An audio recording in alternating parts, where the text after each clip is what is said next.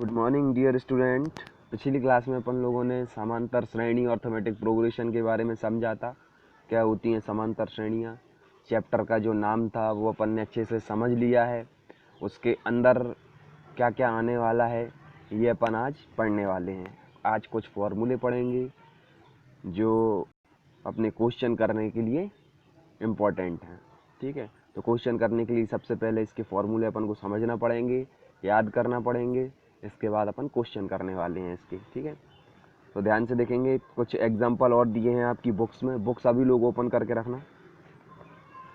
देखिए जैसे कि यहाँ लिखा है एपी की कुछ एग्जांपल दिए हैं, लिस्ट दी हुई है इन्होंने, देखें है ना। तो 5 एग्जांपल इसमें दिए ही हैं। ठीक है, तो आज इसके बारे में सूची क्या होती है, सूची यानी लिस्ट, है ना। तो लिस्ट क्या होती है इसके बारे में अपन समझेंगे। लिस्ट मतलब कहने का एक ग्रुप होता है ना। जैसे कि फर्स्ट वाले क्वेश्चन में दिया है 1 2 3 4, है ना, डॉट डॉट डॉट। तो ये अनंत तक गया है, इन्फिनिटी तक। तो ये क्या है, लिस्ट है एक, है ना। तो लिस्ट मतलब क्या होता है, ग्रुप होता है नंबरों का। ठीक है, नंबर ऑफ ग्रुप। ठीक है, जैसे सेकंड वाले में भी देख सकते हैं आप, थर्ड वाले में, फोर्थ वाले में, फिफ्थ वाले में दिए हुआ है ना। तो लिस्ट जो है इसमें नंबर हैं। देखो जैसे कि अपन बात करते हैं सेकंड वाले की। सेकंड वाले में क्या लिखा है, 100 100 है। 100 के बाद 17 14 फिर 10, है ना। तो यहाँ पे अपन को दिख रहा है क्या है कि इनमें डिफरेंस जो है अपन निकाल के देखते हैं ना। डिफरेंस देंगे तो 100 माइनस 30 हुआ तो कितना आया, 70, है ना। फिर 30 माइनस हुआ, 70 माइनस कितना, 30, तो कितना हुआ, 40। फिर 30 माइनस हुआ तो 10। तो यहाँ डिफरेंस क्या है, सेम है। तो यहाँ से अपन क्या समझे, यहाँ से अपन ये बात समझे कि ये जो है एपी में है, मतलब समांतर श्रेणी में है। करेक्ट है। अच्छा, अपन देखते हैं कि इसमें कितने नंबर हैं। अभी 4 नंबर हैं, लेकिन इसके बाद डॉट डॉट लगा हुआ है। इसका मतलब ये है कि ये आगे अनंत तक गए हुए हैं, इन्फिनिटी तक। ठीक है, तो यहाँ से अपन देखेंगे तो फर्स्ट जो नंबर है अपना, है ना, 100, इसको अपन क्या बोलते हैं, इसको बोलेंगे अपन फर्स्ट टर्म। ठीक है, पहला पद। दूसरा जो नंबर है अपना 70, इसे अपन बोलेंगे सेकंड टर्म या दूसरा पद। ठीक है, इसी प्रकार से इसे बोलेंगे तीसरा पद या थर्ड टर्म। करेक्ट है, ऐसे ही अपन आगे बढ़ते जाएंगे। ठीक है, तो पहले वाला जो नंबर होता है ना, पहला वाला जो नंबर होता है उसे A1 से रिप्रेजेंट किया जाता है। किससे प्रदर्शित करते हैं, A1 से। मतलब A1 जो है, A1 कहीं लिखा देखेंगे तो अपन उसका मतलब समझेंगे ये फर्स्ट टर्म की बात कर रहे हैं। करेक्ट है। इसके बाद अपन कहीं A2 लिखा देखेंगे तो वहाँ अपन समझेंगे कि ये सेकंड टर्म की बात कर रहे हैं। A3 लिखा देखेंगे मतलब थर्ड टर्म, है ना। जैसे मान लो लिख दिया A15, तो अपन समझ जाएंगे 15 टर्म की बात हो रही है ना। जैसे लिख दिया A20, मतलब 20 टर्म की बात हो रही है। करेक्ट है ना। और तो इसी प्रकार से आगे बढ़ते हैं, अपन देखेंगे।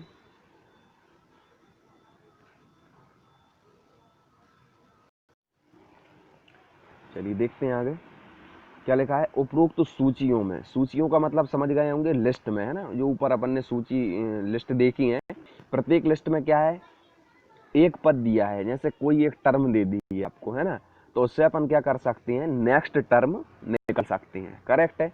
जैसे कि मान लो ये अपन ये सेकंड क्वेश्चन जैसे अपन ने देखा था, जैसे मैं आपको कोई सी एक टर्म दे दूं, है ना, उसकी नेक्स्ट वाली पूछूं, तो आप 30 माइनस करके आराम से वो टर्म निकाल सकते हैं कुछ किसी भी क्वेश्चन में, है ना। चलिए देखेंगे, ध्यान से देखेंगे। तो ये इसको समझाया है कि क्या हो रहा है। फर्स्ट वाले में क्या हो रहा है, प्रत्येक पद अपने पिछले पद से एक अधिक है। जैसे कि अपन देख सकते हैं पहला कितना नंबर है, फर्स्ट है, दूसरा सेकंड है, थर्ड है, मतलब एक एक का डिफरेंस है ना। सेकंड वाले में देखो, सेकंड वाले में क्या है, प्रत्येक पद अपने पिछले पद से 30 कम है। तो कितना कम है, 30 कम, है ना। थर्ड वाले में अपन को क्या लग रहा है, -1 है। ठीक है ना, मतलब एक जोड़ने से प्राप्त हो रहा है, कहने का, है ना। तो ऐसे सभी आप एग्जाम्पल देख लेना। इसके बाद अपन आगे बढ़ते हैं। देखो इन्होंने क्या समझाया है, इन्होंने समझाया है कि उपरोक्त सूचियों में प्रत्येक में हम ये देखते हैं कि उत्तरोत्तर पदों को इनसे पहले पदों में एक निश्चित संख्या जोड़कर प्राप्त किया जाता है। मतलब ये कि जो अपना नेक्स्ट पद होता है, जैसे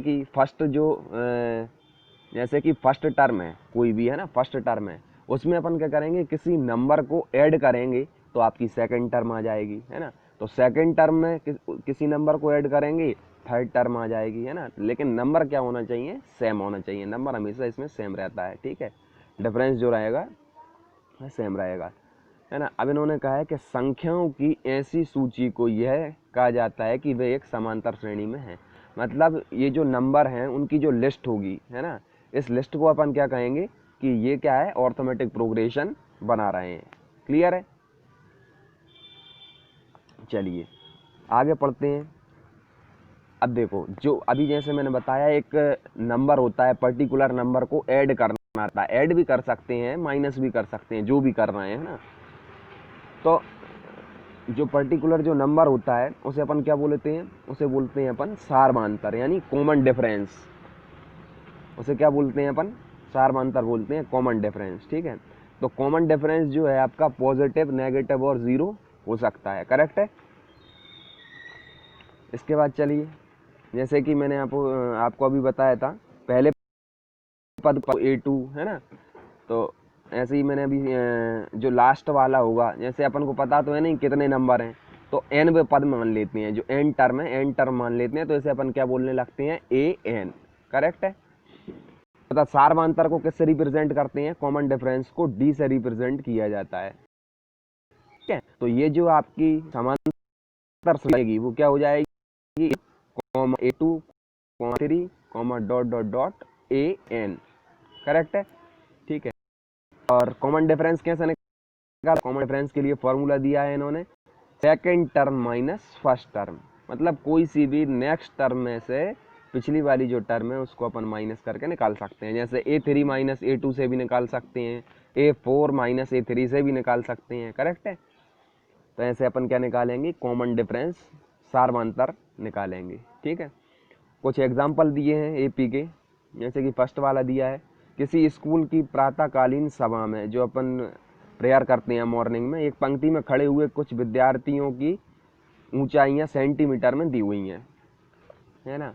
तो अपन ने देखा है पंक्ति में कैसे खड़े होते हैं लाइन में बच्चे, पहले सबसे छोटी हाइट का खड़ा होगा, है ना, फिर उससे बड़ी हाइट का, फिर उससे बड़ी हाइट का।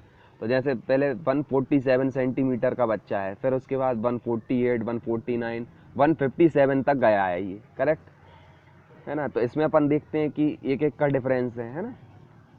चलिए ऐसे ही सेकंड वाला, थर्ड वाला, फोर्थ, ये सारे एग्जाम्पल आप लोग ध्यान से देख लेना, ठीक है। सभी सारे एग्जाम्पल आप लोग देख लेना। इसके बाद देखते हैं अपन आगे, जैसे फर्स्ट टर्म है, फर्स्ट टर्म अपन को सिंपली मिल जाती है A, फर्स्ट टर्म को अपन ने A भी बोल सकते हैं, ठीक है। अब सेकंड टर्म अपन को फाइंड करनी है, तो कैसे निकालेंगे, A plus D. A plus D का मतलब क्या होता है, D का मतलब होता है कॉमन डिफरेंस। मतलब कॉमन डिफरेंस को अपन उसमें प्लस करेंगे फर्स्ट टर्म में, तो सेकंड टर्म आ जाएगी, ठीक है। फिर थर्ड टर्म निकालने के लिए A प्लस 2D को प्लस करना पड़ेगा, मतलब 2 इंटू डी की वैल्यू सेम रहेगी, ठीक है। तो A प्लस 2D, ठीक है, ये इससे आप कौन सी आ जाएगी, थर्ड टर्म आ जाएगी। फोर्थ निकालने के लिए क्या करेंगे, A प्लस 3D। ऐसे ही अपन जितनी टर्म अपन को निकालनी है निकाल सकते हैं, क्लियर है।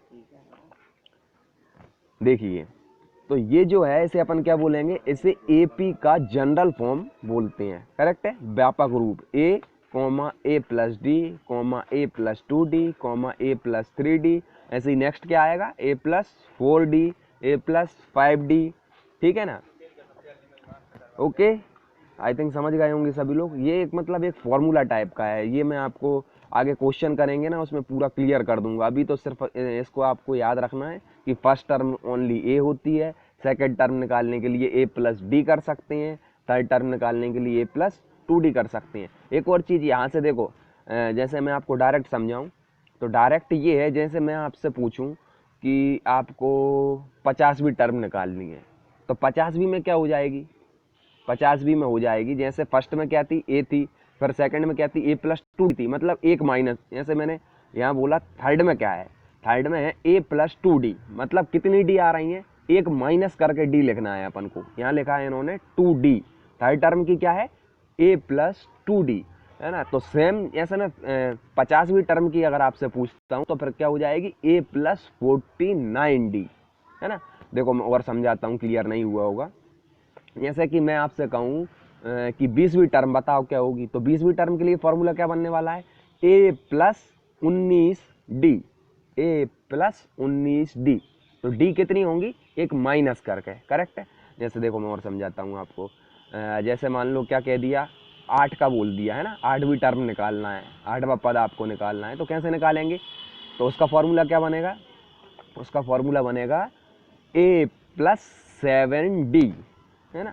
तो कहने का d में से क्या करना है, एक माइनस करना है, जो भी टर्म आपको फाइंड करनी है d में से एक माइनस कर देना है। डायरेक्ट आपका फॉर्मूला आपको हमेशा याद रहेगा। किसी भी टर्म का आपको निकालना है तो क्या करना है, जिस टर्म का आप फाइंड कर रहे हैं उसमें से एक माइनस करके d को लिखना है, करेक्ट है, ठीक है। और एग्जाम्पल जब क्वेश्चन करेंगे तो बहुत अच्छे से मैं आपको क्लियर कर दूंगा, ठीक है।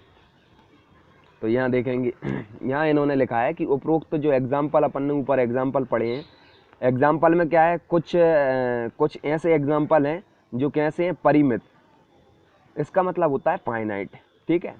और कुछ ऐसे हैं कि जो कैसे हैं, जो अपरिमित हैं। अपरिमित मतलब देखो मैं आपको समझाता हूँ, क्लियर समझाता हूँ। एग्जाम्पल पे चलते हैं अपन वापस। जैसे कि देखेंगे ये वाला, ए वाला। तो ए में अपन देख रहे हैं क्या है, ए में लास्ट जो नंबर है वो दिया है 157।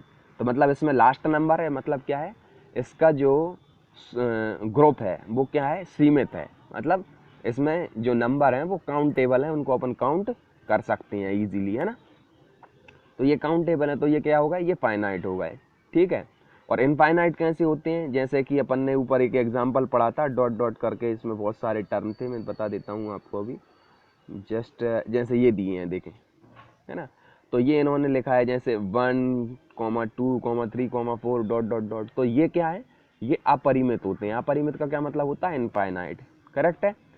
तो जो ये खत्म नहीं होते हैं, काफ़ी सारे होते हैं, इसलिए इन्हें इनफाइनाइट आ जाता है, करेक्ट है। चलिए वापस आते हैं अपन यहाँ पे, चलिए आगे देखते हैं। इसमें अपन कुछ क्वेश्चन करने की प्रैक्टिस करते हैं। देखिए अब जैसे इन्होंने यहाँ एग्जांपल दिया है कि यदि फर्स्ट टर्म प्रथम पद a इक्वल टू कितना दिया है, 6 है ना। और कॉमन डिफरेंस सार्वधातुक d इक्वल टू कितना दिया है, 3 दिया है। तो इससे अपन क्या कर सकते हैं, एक AP बना सकते हैं, है ना। देखिए इजीली अपन बनाएंगे। जैसे फर्स्ट टर्म आपकी क्या है, 6 है, तो अपन को पता है क्या है कि इसमें common difference d equal to 3 है। मतलब फर्स्ट टर्म में अपन d को प्लस कर देंगे तो सेकंड टर्म आ जाएगी, है ना। तो जैसे अपन ने प्लस किया, क्या किया, 6 + 3 इक्वल टू कितना हो गया, 9। तो सेकंड टर्म आपकी क्या आ गई, 9 आ गई, ठीक है। फिर 3 प्लस कर देंगे तो थर्ड आ जाएगी, फिर 3 प्लस कर देंगे फोर्थ आ जाएगी, ऐसे 3 प्लस प्लस करते जाएंगे, आती जाएगी। अच्छा ठीक है, ये तो रहा।